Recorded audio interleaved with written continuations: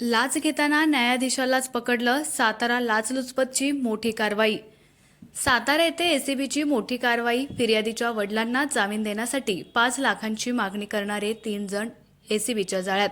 संशयितांमध्ये जिल्हा व सत्र न्यायालयाचे न्यायाधीश धनंजय निकम यांचा समावेश, तर आनंद मोहन खरात आणि किशोर संभाजी खरात अशी दोघांची नावं आहेत.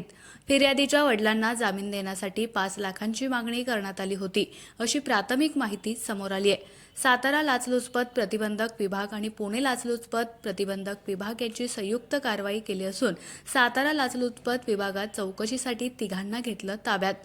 याबाबत सविस्तर माहिती अशी की पुण्यातील फिर्यादी संयुक्त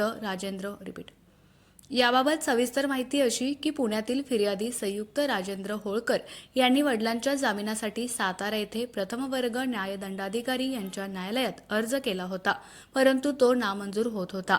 त्यानंतर जिल्हा सत्र न्यायालयात जामिनासाठी अर्ज दाखल केल्यानंतर या प्रकरणामध्ये 5 लाख रुपयांची लाच मागण्यात आली होती.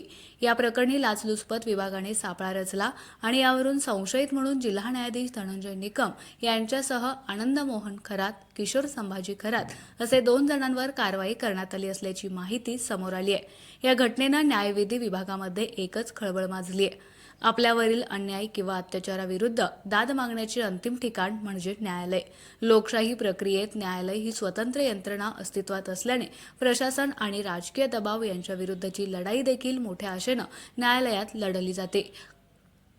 मात्र चक्क न्यायाधीश महोदयांनाच लाचलुचपत प्रतिबंधक विभागाने अर्थात एसीबीने पकडल्यानं राज्यात खळबळ उडाली आहे. साताऱ्यातील एका हॉटेलमध्ये सापळा रचून न्यायाधीश महोदयांना पोलिसांनी रंगेहात पकडलं.